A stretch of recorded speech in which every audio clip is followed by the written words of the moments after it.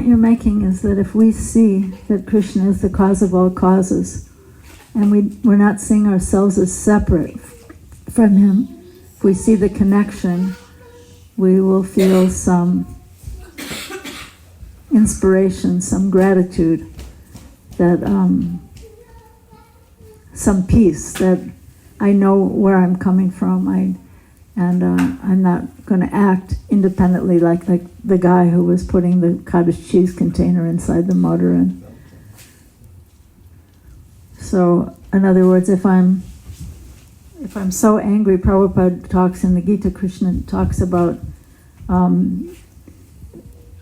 anger, what is it, illusion, frustration, attachment, fear, and anger, right? So if I'm seeing that Krishna is the cause of all causes, he's the cause of me, he's causing things to happen in my life, then I can kind of connect the dots and not feel so angry, frustrated, and attached and illusioned, and do harmful, angry, frustrated things in my life to just cause pain to other people, which I will start to realize will just reverberate back and cause pain to me. That's what I'm getting from what you're saying, right? So, yeah, let me think. I'm trying to think. So you want me to connect to a story of Prabhupada? Yes, we have to have stories of Prabhupada. So, well, first of all, we were attending this Vyas Puja ceremony online for Ridindra Swarup Prabhu. He is 80 years old and he's living in Mayapur now. He was in Philadelphia for a long time. He was one of the great scholar disciples of Srila Prabhupada. And one story I remember that he used to tell this story that when he was a new devotee, he was really new to Krishna consciousness. He was working on his PhD at Temple University in theology. And he just walked out to the front porch of the temple, and he noticed that there was a beautiful sunset. And there was another devotee out on the front porch. And he, as a new devotee, said to this woman, "Beautiful sunset, isn't it?" And she seemed to be some kind of in a very fanatical place. I guess my point is that she wasn't seeing the connection that Anuttama Prabhu was talking about. So she said something like, "That sunset is just Maya." Something like that, It's not beautiful, it's Maya. And he was really shocked as a new devotee, and he was thinking, because he was a very intelligent person, he was thinking, well, it seems like she also has attachment to beautiful sunsets, but she's just sort of burying that attachment under this kind of false rejection of the beauty of this world. So I think this verse is speaking to connecting the dots and seeing the beauty. Not only the beauty, but all things are connected to Krishna, coming from Krishna. And if we can, I'm remembering this one. So there was this one woman philosopher during World War II. She was really quite, I would say, melancholic. And her name was Simone Weil. And she was Jewish, but she became a Catholic. She became actually a Catholic mystic. And she wrote, she had a lot of visions of, have you ever heard of her? She had a lot of visions of Jesus Christ and spiritual things. And she was feeling a lot of pain, sort of in solidarity with the people who were suffering in Europe during World War II. So she sort of, basically she kind of starved herself and she died. But she wrote some very interesting things. So one thing we have up on our fridge, you like it, right? So I have this little quote from her up on our fridge that says, she says, "Love of God is complete when we see pain and happiness, when we receive pain and happiness with the same gratitude." Really, wow. Really a quote that I think is really beyond me, but maybe beyond many of us, to receive pain and joy with the same gratitude. That's when love of God is complete. So, so a beautiful sunset, or, here's a story of Srila Prabhupada. When Srila Prabhupada was a young man, the Japanese he was living in Calcutta, and the Japanese were bombing Calcutta, because Calcutta was under the British Raj at that time, right? 1940, whatever. And so he's hearing these bombs falling over Calcutta. I don't know how old he was, but he was a young man. And he had this realization that this is also another form of Krishna. Wow. Basically, this form is not very low. Yeah. These bombs falling that could kill us at any minute, this is another form of Krishna, like the universal form in the 11th chapter of the Gita. But he was thinking, but this form is not very lovable. So the devotee wants to receive the Lord with love, reciprocate with the Lord in love, and then Krishna likes to show the sweet form to a devotee who wants to love him. But when someone keeps turning away, then sometimes Krishna has to just come in a horrible form. Like people who are atheistic, right? They also see God. Prabhupada would sometimes say, they see God also in the form of death. And they might say, doctor, give me one more year, like you were saying last night, right? Doctor, I haven't finished my plans, give me one more year. No, the doctor can't help. The medicines can't help.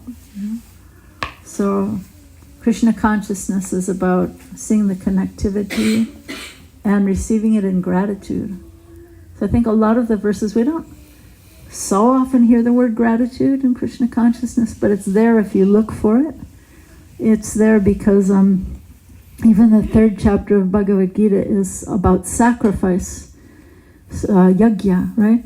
So, but what is yajna? It's when someone wants to give back out of gratitude. I think a lot of Indian culture is based on this gratitude, right? Gratitude to the devatas, gratitude to the parents, to the grandparents, gratitude to, it just goes back and back and back. Whereas a lot of the arrogance of Western culture, not always, but because there's beautiful gratitude in theistic traditions of other religions also, but I think a lot of the kind of the rugged individual of the Western ideal, I don't need anyone. I'll just pull myself up by my own bootstraps, and it's kind of where's the gratitude? Like, did you just drop out of the sky? Did you have any parents? Did you have any grandparents?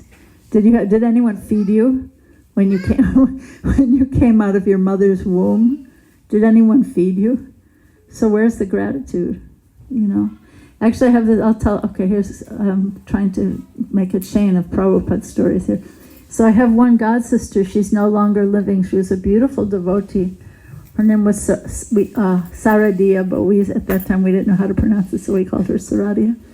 So she was born in San Francisco, and her mother was so uncaring that after she was born, her mother had her in the hospital, and then her mother left the hospital and left the baby in the hospital. Can you imagine? She's like, I don't care about this baby, I don't want this baby. And she just left the baby in the hospital. So somehow, I guess the hospital reconnected to her mother. Maybe her mother had some kind of addiction, I don't know, but obviously some kind of problems. And when she was growing up, her mother used to send her out to shoplift for her, go get me this or that from the store, just take it. So this is the upbringing she had. Amazing. But she became a disciple of Prabhupada. Yes, if you have a cell phone, please shut it off if you have any. Oh, okay. So anyway, she became a devotee, and it was funny because she was the same age as me. She was only 16 years old. She was such a beautiful devotee. She had blonde hair and blue eyes, And she used to dance really sweetly in the kirtan, like, just very, kind of an ethereal person. And this was in San Francisco, and when Prabhupada went back to New York, he told the devotees in New York that, he said, there was one young girl in San Francisco, and he put his hand like this on his head like he was going to faint. He said, she practically faints in kirtan. So he was appreciating her so much. So what happened that was kind of funny, so she had this mother who really didn't care about her at all. She was 16 years old. She wasn't really going to school. She was mostly truant, and she was pretty much flunking out of school. And so then Malati and Shamasundar, they were like 22 and 23. They decided, well, they could adopt her. And so they went to the city, county, state, or whatever. And they said to the woman at the desk, well, I want to adopt this girl. And the woman working for the government said, well, you're 22 and she's 16. This is a little unusual, she said. And then she said, all right, but I'll agree to it. So she agreed to it. And then the next thing Malati had to do was get her back into school, because Prabhupada wanted her to finish high school. And she'd been really flunking out. So they went to the high school and talked to the principal, and he's looking at her school record, and he said, this does not look good. And Malati's going, no, it's good. She'll do really well, I promise. And so he said, all right, we'll give it a try. So they let her back in school, and she was doing really well, getting really good grades, because she was inspired by, I guess, connecting to the original point. She was seeing the connection, right? She was, for the first time in her life, she's starting to see the connection. Krishna is the cause of all causes. Krishna is the one who gave me life. Prabhupada gave me the message that Krishna is my dearest friend. He gave me life. And so then she started going to school. But this is the funny part of this story that I just heard this story recently. So she didn't really want to go to school. She wanted to just hang out at the temple all day with the other devotees. And so she told Prabhupada that she didn't really want to go to school. And Prabhupada said, no, you should finish school. And then she said, but Prabhupada, the boys at school are bothering me. So she thought that would convince him that, that she shouldn't have to go to school. So guess what Prabhupada said? I think this is so hilarious. Prabhupada said, give the boys the temple at the address of the temple, and then they'll come and see Krishna. Isn't that funny? So to me, this kind of defeats the people who... the boys are bothering you. They want to come see you. So you say, yeah, I live in the temple, so here you come see me. Yeah, give the boys the temple address. So, Prabhupada wasn't saying, yes, girls should not be educated. We should go back to the ancient Vedic system. The girl should not be educated. Just put her in the back and she can, clean the floor and cook or whatever. But he said, no, this is Prabhupada's out-of-the-box thinking. Yeah, give the boys the address of the temple, they'll come and see Krishna. It's funny, right? Yeah, and the other thing so eventually she got married. Actually, I'll tell you this part too. So she kind of had a crush on this one devotee. He was a nice devotee, and so she told Prabhupada that she really liked this one brahmachari, and so Prabhupada called this one brahmachari in, and he said that Saradhya is interested in you. Are you interested in becoming married? And he said, yes, well, I was thinking of getting married, and she's very nice. So then Prabhupada arranged, that they would be married. And then actually once Prabhupada said to me, he said, so you can pick any one of our brahmacharis. So he was really kind of and once he said that, sometimes he would say that his godbrothers would just laugh at him because here he was the sannyasi arranging marriages and stuff like that. But he was so caring. And so the reason I mentioned that, so then she and her husband went to Trinidad and opened a temple in Trinidad, and she had first and second initiation, and her husband only had first initiation.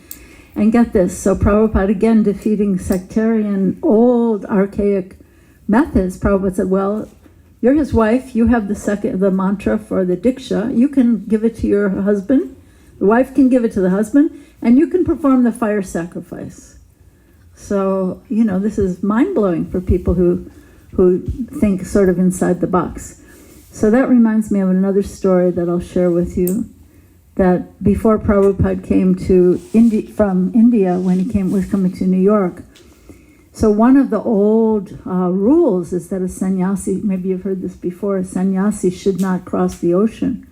And it makes sense because most sannyasis, if they cross the ocean, they'll get into Maya, right? They'll just find some, yeah, they'll find somebody, right? So anyway, so Prabhupada was in Vrindavan. He was a great scholar in Vrindavan, a great sadhu living at the Radha Damodar temple. And finally, he got these 3 first volumes of the first canto published. Somehow, it's a miracle how he had no money, how he even did that in a time when there was a paper shortage. I mean, that's one thing we don't even think about, how he managed to do that. Somehow he got these 3 volumes. And even though there were so many mistakes, if you read them now, so many mistakes and errors, but still he did it. It's like, get it done and we'll correct the errors later. Anyway, so before he came to America, he was sitting, just like we're having a satsang here, he was having a satsang in Vrindavan with some other sadhus. And some of those sadhus were very sectarian in their thinking, and they really objected to the fact that he was planning to go to the West. So here's what he did. He passed the books around. He was holding the 3 volumes that had just come back from the printer. You're a publisher, so you can appreciate the story. So he's holding the 3 books, and he said, these books are going to America. They're going to New York. And so I want you to bless them. Please bless these books, because they are going to the West. And so he passes the books around, and each one of the sadhus touched to their head, and they were blessing the books. And then the books came back to him in the circle. And then he said, now, someone will have to carry them. Right? So please bless me. So he kind of tricked them into blessing him. That's a nice story. That reminds me of another story that, so Prabhupada's guru, Srila Bhaktisiddhanta Saraswati Thakur, was asking so many of his disciples to go to the West. He sent some to London, and they had a little bit of success, but mostly it was sort of one-off lectures that they might do, but they weren't really cultivating people or living with people or continuously meeting the way Prabhupada did. So, so they ended up coming back with not so much success. I mean, sometimes, we hear that a couple of ladies became disciples. But anyway, there's a story of Prabhupada's guru, Bhaktisiddhanta Saraswati Thakur. He's sitting in a room with disciples, and there was one young man whose name was Narottam-Ananda, and he was very successful in his preaching in the area where he was living. He was a young, successful, dynamic preacher. And so his guru, Srila Bhaktisiddhanta Saraswati Thakur, said to him, Narottam, you should go. Why don't you go to the West? You're successful in what you're doing. And he was kind of shocked, and he said, Guru Maharaj, he started to cry. He said, Guru Maharaj, I know I'm successful at what I'm doing, but I know if I go there, I'll fall down. He was very honest, actually. He's saying, I know if I go there, I'll fall down. I can't do it. And so then, his guru was kind, and he's saying, don't worry, it's all right. And then he said, don't worry, Abai will do. It's like, and this, big preacher, this Narottam-Ananda is like, who, what?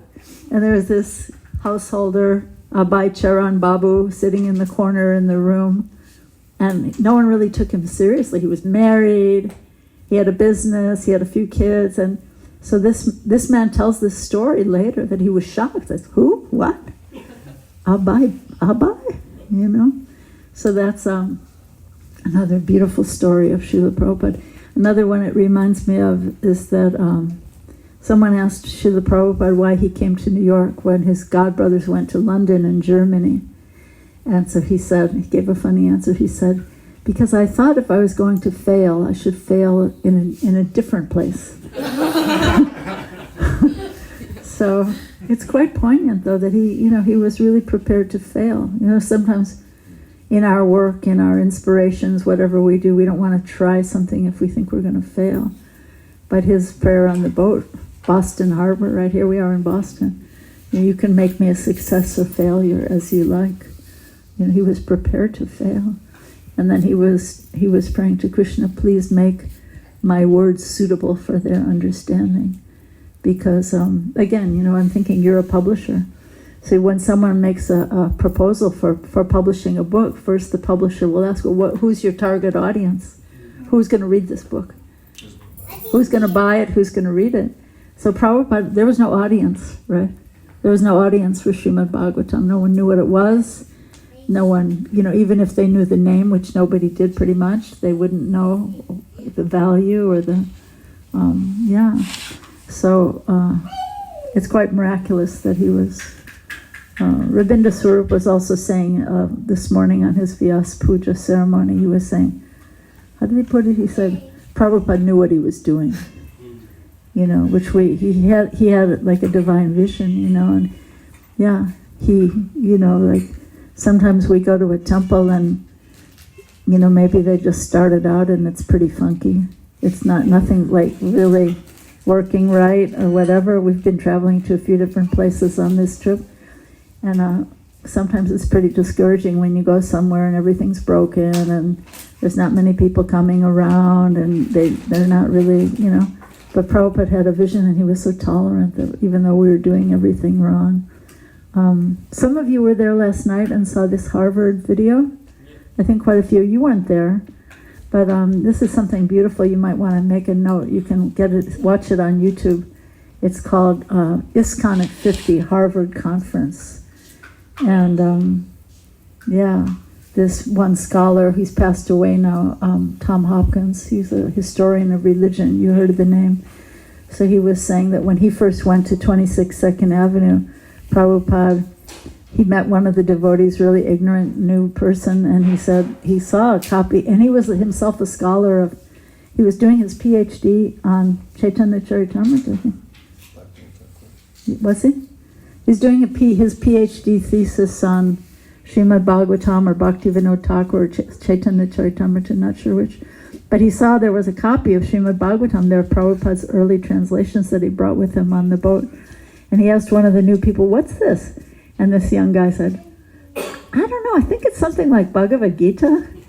And so he's making this point in this video that I hope you'll watch. It's really great. He said, these people were starting at benchmark 0. They didn't know anything. And here Prabhupada was bringing a whole culture. Unlike other people, other teachers who were coming from India who were prepared to compromise in every way. Tom Hopkins also mentions at that time, I think he said he immediately recognized this was the first canto of the Srimad Bhagavatam, and he knew that there was only one Srimad Bhagavatam in the country, in the library. I think it was University of Chicago. This is not Dimmock's work, this is before that.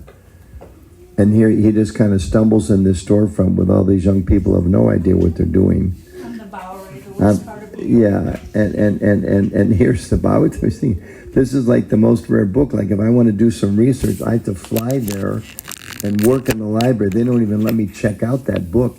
And here's a translation of this in English. I've never seen this before. So he talks like that. We don't realize today there's Bhagavatams everywhere, right? You go to somebody's house, there's a case in the trunk of the car waiting to be distributed. But it was such a rare thing, and it is such a rare thing. It probably made that available. Yeah. So, yes. No, you continue. No, you had a question? No, I like, you were at 16, like, attract you to come in. Yeah, so I think I was telling you before, so I was in San Francisco. I was a wild character, and I was in San Francisco, and I met the devotees in San Francisco, and it was amazing temple with many people who later became sannyasis and gurus in that temple, but in particular there were the 6 who were going to London to start the temple in London. So I went with them to Montreal. They were going to get Prabhupada's blessings in Montreal before leaving for London. And so I went with them, and I was initiated by Srila Prabhupada in Montreal. So when we first went in, there was a little rented apartment near the temple, and we went in to see Prabhupada. And I have to admit, when I first saw Prabhupada, it was like, we have the expression, he lights up a room, or she lights up a room. It was way beyond that. It was like, It's like he was sitting in a Brahmajyoti. He was like, there was this gigantic jyoti coming from him. You know, he was just, I don't know if I've ever heard anybody else say that, but he was absolutely like a magnificent shining, you know. Anyway, so Yamuna Devi said, my name was Wendy before I was initiated. And so she said, we called him Swamiji at that time. She said, Swamiji, this is Wendy, and she's only 16 years old, and she would like to become your disciple.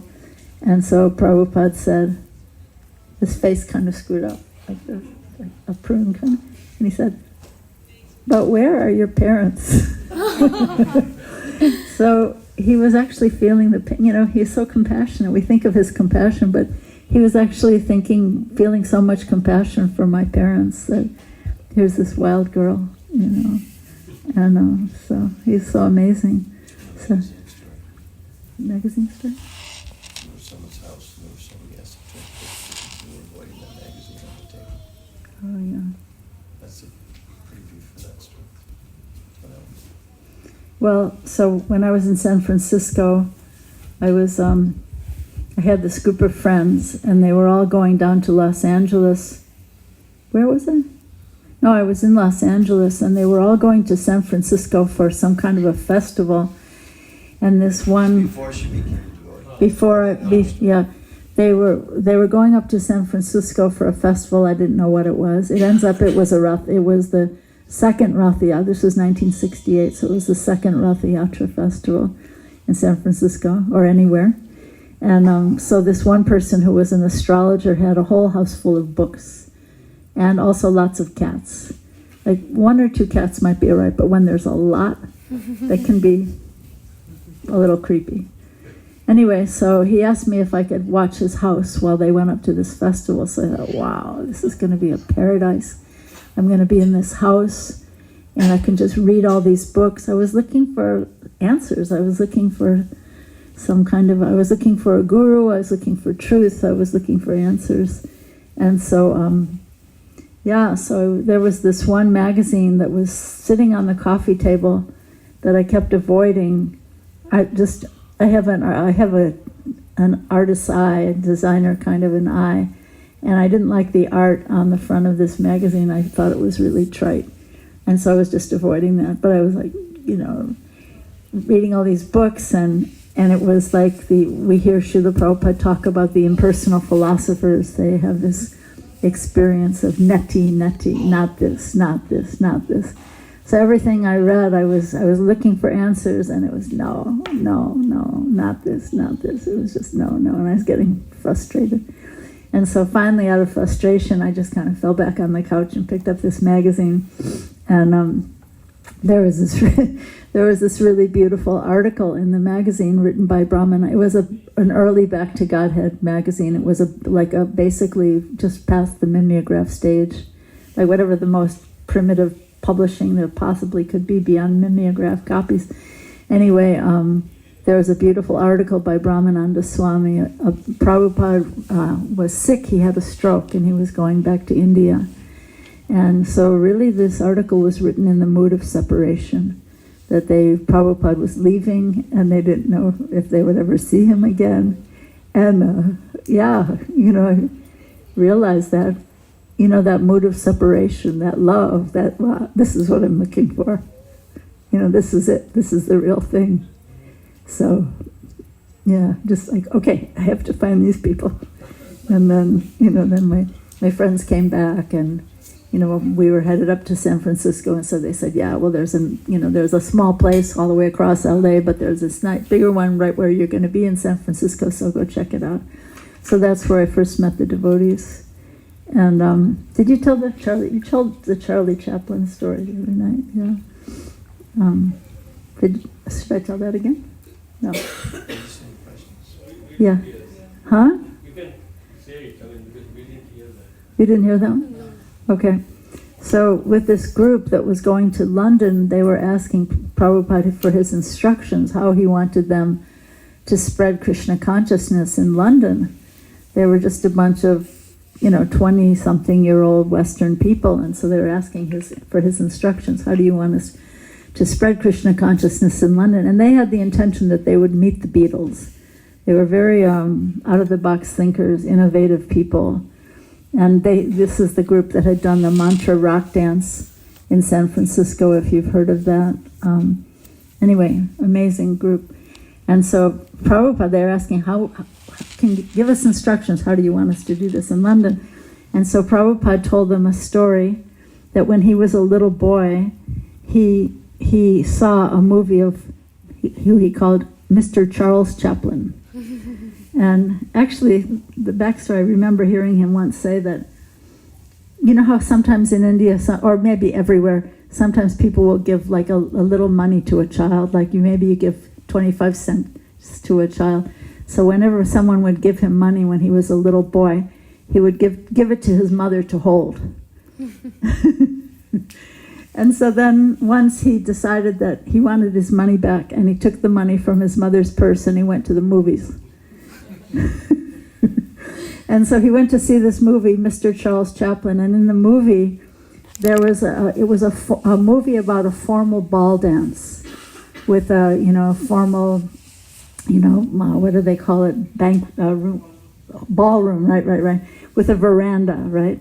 So Mr. Charles Chaplin and his lady friend were dancing, and then they came out to the veranda to get a breath of fresh air. But Prabhupada said some naughty boys had painted glue on the bench. And so when the gentleman came and sat down with his long tailcoat, did you hear this the other night? Not that Okay. I know. He sat down with his tailcoat, tuxedo with tails, and then they got up. His coat ripped. And so he went into the men's room to see what had happened, and he saw that his tailcoats had ripped. So he ripped it up all the way to the top of his neck, and then he took his lady friend, and they were wildly dancing around the dance floor. And so all the other gentlemen thought, oh, this must be the latest style. So this isn't a silent film, little Prabhupada boy getting on the... So they all go in the men's room, and they go in and rip their tailcoats, and then they come out and they all start dancing. And so these devotees got this instruction, and they're like, what?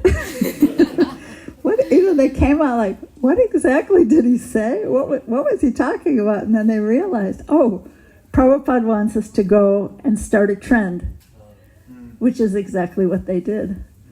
Anuttama Prabhu was saying I guess it was last night when he was telling the story that, they all had long hair. They're from San Francisco, and everybody in London had long hair. Everybody who was progressive was long-haired type of person. They realized, we're going to have to shave our heads, make a statement, do something that's going to get some attention here. So they shaved their heads for the first time, and then they got the attention of the Beatles, in particular George Harrison, who finally met them. He said, I've been looking for you. He'd heard Prabhupada's Happening album. I don't know if any of you have ever heard that album, but original recording that was made in New York. So George Harrison and John Lennon had heard that recording. So I think we talked a lot already. So do you have any thoughts or questions? Or? So your parents were okay you coming in? Well, they didn't know what it was. They just thought it was another madness. I was kind of a wild one, So, but I mean, at the time, they didn't really have any idea what I was doing. My father came for my initiation, which was very nice, and he respected people who had wisdom. So, but I think they really had no idea what it was. But then later there was, you want to talk about backlash of parents, or maybe in next time? Yeah. Any other questions or thoughts? Or,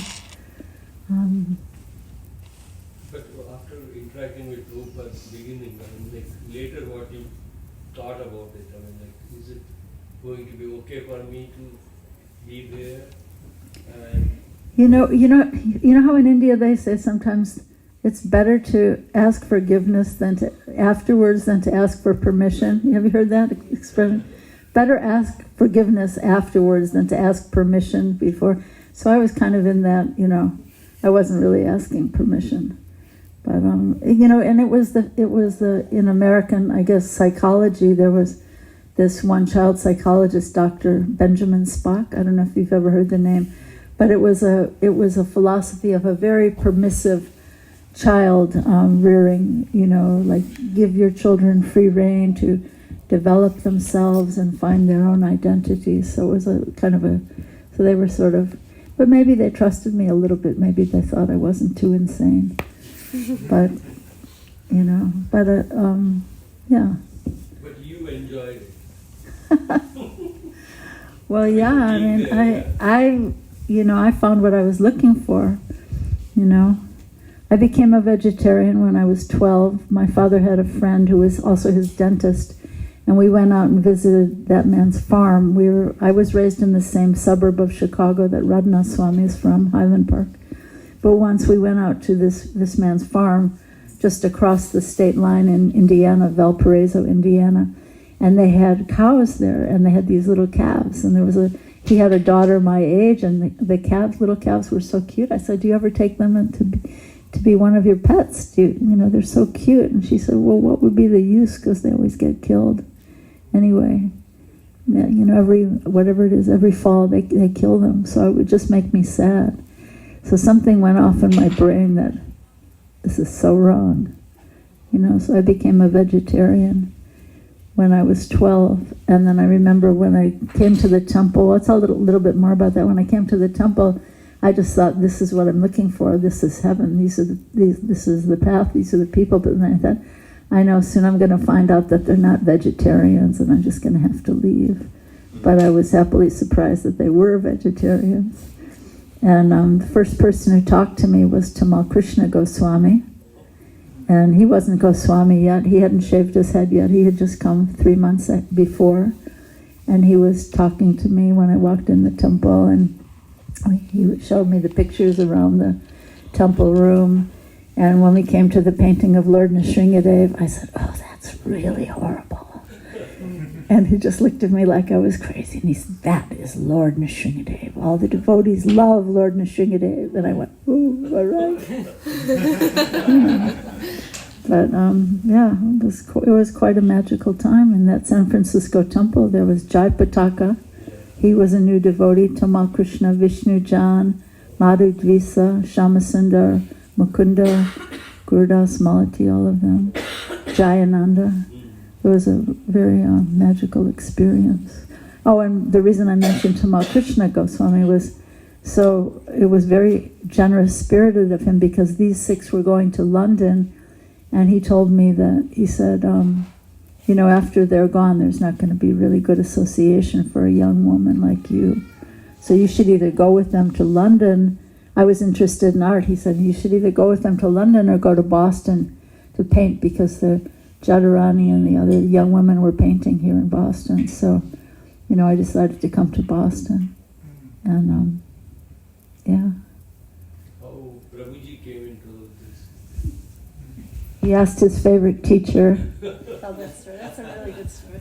Yes, you have a question. Good question. So since you were an artist, and I went to art school, so Where did you go to art school? in Chicago. University of Chicago? I mean, Art Institute. University of Chicago. That was my big hangout. Yeah. I used to, I was too young, but I used to disguise myself as an art student and just like walk in like I belonged there. Really? Were you painting? Yeah, everybody starts with painting, but then I got into fine art printmaking, Wow. photography and etching, and then I got into commercial printmaking when I got out of school. Then you got into And I publishing. got into publishing. Yeah, it just kind of worked my way. Wow. Amazing. Yeah. But, so the painting, because the temple has a lot of old paintings from that time period. The Boston Temple? Boston Temple. Jadharani actually came for a visit one time and took a little tour. Are some of your pieces also still there? Or I wasn't so good at, I mean, maybe, but, you know, Yeah. yeah, probably not. But actually once I was working on this painting of Prabhupada's guru, Srila Bhaktisiddhanta, and it was kind of coming slowly, and Prabhupada wrote me a letter. He said, slowly but surely, that is all right. So that's nice, you know, baby steps. We should remember that baby steps are also steps. Yeah. Yeah, but, yeah. Say, if you could share some of the stories, like, because when Jadharani was giving her tour, she would actually share the instructions that Prabhupada gave her. It Wow. wasn't just about painting, it was about Krishna consciousness and Oh, the yeah. whole thing with Narada Muni, that whole Yeah. Sorry. So were there any special instructions? Well, actually, you just reminded me. So there are a few Boston stories that I was thinking of. So Vanamali Prabhu mentioned the other night when he introduced us that I picked up Gopi Ballabha at the dock. Oh, you were there? Yeah, but I said the wrong thing. So this agent, customs agent, so he puts them on the desk, right? These, unusual figures from India. He put them on the desk. I was so ignorant. I didn't know anything about getting things out of customs. And so he said, "So how much are these statues worth to you, actually?" I said, "Oh, they're priceless."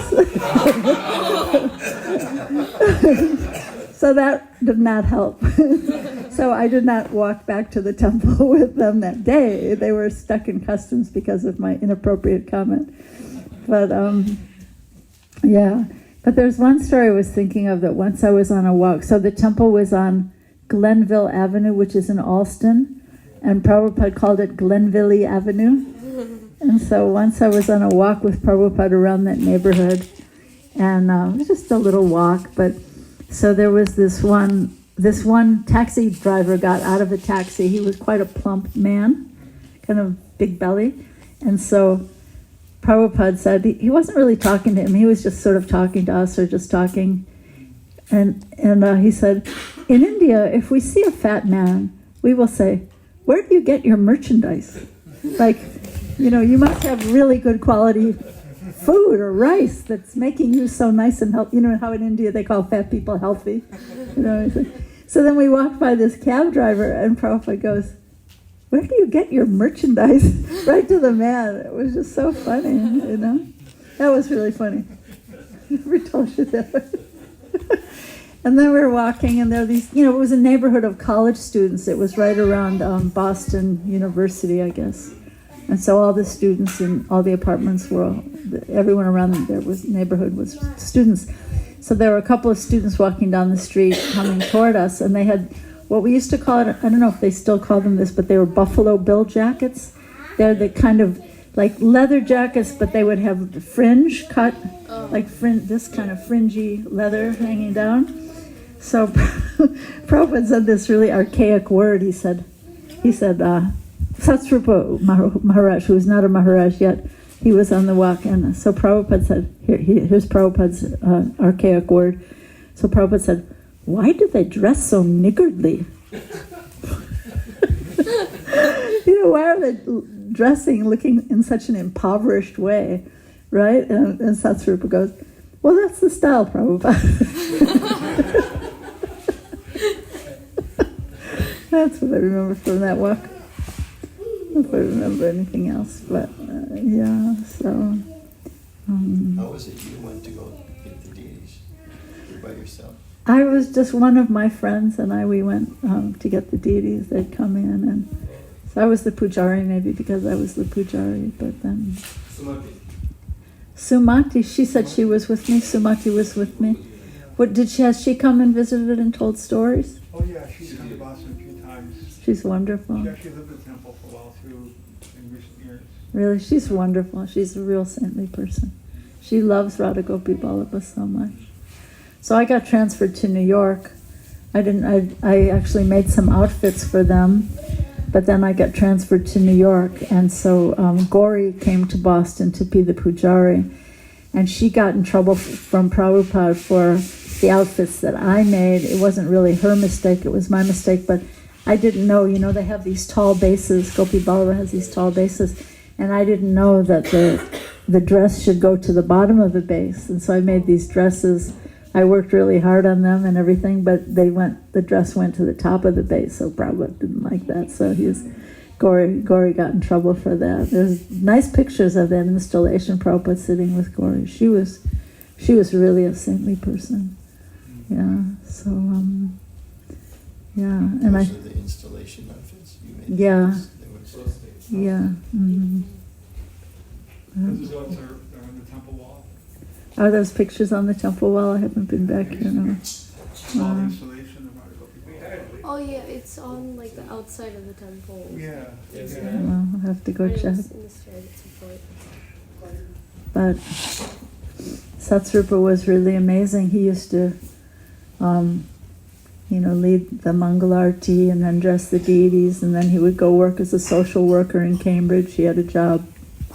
So and then we would have Harinam on Saturdays. He would lead that, and then he would be editing Prabhupada's books in the evening. So he was an amazing person. And Jadharani was painting. She was just painting. But he was doing everything else. And sometimes I used to bring him his lunch, bring him some prasadam to his social work office in Cambridge. But, yeah. So Alston was a bigger house, or it was like temple means? It was just a little storefront. In the beginning, all the temples were just storefronts. And usually they were next to a laundromat. So it was cleanliness is next to godliness. But maybe I should... Do any of you have questions? I can tell one more story, but Yeah, we'll you see. can Go ahead. Okay. You guys are story lovers. Okay, so I'll tell another story because I was just reminded that most of the temples were storefronts. So you probably know that the first temple at 26 2nd Avenue was a very small storefront right on the Bowery, which is famous for being the worst part of New York. Now it's all gentrified. You can get a hotel and pay $700 a night on the Bowery now. The Bowery Hotel, I think, $700 a night. But at that time it was, that you would have to sometimes step over a drunk or a dead body in that area. But anyway, so then after a little while they got a new storefront, and Prabhupada was away. The second temple was at 61 2nd Avenue, which if you go to New York is now the Grey Mare Tavern. It's at 60, it's just a couple blocks up from 26 2nd Avenue. And so the temple leaders were writing to Prabhupada, who was away somewhere, maybe in Europe, where he was traveling, but they're writing him, Prabhupada, you're going to love the new temple. It's just like a palace. It's so beautiful. And I was there for a while, and I was thinking, oh my goodness, what's Prabhupada going to say? Is he going to be angry? Is he going to be disappointed? It's just another storefront. It's not a palace at all. And so, but it was a nicer storefront. It was sort of up, sort of one half of a floor up, and it had been a tuxedo shop. So there were mirrors around the room of the storefront. So it was a nicer storefront, but still a storefront. So I was really apprehensive about what Prabhupada was going to do and what was he going to say. Is he going to be disappointed? Is he going to be angry? And so he comes back to New York, and he came in, and he's just looking around and looking at everything. And then he sat down on the Vyasasan, and he sang Jai Radha Madhava as he would. And then he said, I prayed to Krishna to send me one moon. I did not want so many stars. I only wanted one moon. And then he said, but Krishna has sent me so many moon-like boys and girls. It was really, really beautiful. So I have Prabhupada's gratitude, Prabhupada's appreciation for our little, broken attempts. So I'll share one more story from New York, and then maybe we should end, because this is so long. You're all such patient and kind listeners. I'll share one more story. So I was after being in Boston, I was the pujari in New York, and Prabhupada came to New York. It was a Sunday evening, and there was the usual Sunday crowd, and he was about to give his lecture. So that night we had the Radha Govinda deities, and they were dressed in kind of a Vrindavan mood. Krishna was wearing yellow dhoti, and Radharani was wearing kind of a sari type outfit. And Prabhupada came up to the front. It was kind of a long, narrow temple room. Prabhupada came up to the front, and I had just done the arti, so I was hiding behind the curtain on the left curtain. Henry Street Temple, it was in Brooklyn Heights. It had been a convent. It was nice. There was a nice garden in the back. Anyway, so I was hiding behind the left-hand curtain. Sometimes pujaris are hiding there. And so Prabhupada came up to the front, and he had his hands folded, and he was looking at the deities. And when he started to bow down, tears just shot out of his eyes. Like you see in the pictures of Lord Chaitanya, that his tears are coming out like syringes. So the people on the other side of the temple room were just looking around. They thought the pujari had thrown the water from the arti. And then he just very humbly bowed down. And then when he bowed down, I jumped off the altar, and I told my friend who was there, I said, those are Prabhupada's tears. We were just like, taking his tears and putting them on our heads. So that was a beautiful experience. So I think we should end. This has been very long, but thank you for your patience. Thank you for your love for Srila Prabhupada and the Krishna consciousness movement and the path of bhakti. And thank you for having very open hearts and hearing so lovingly and openly. Thank you for your nice kirtan. Haribo.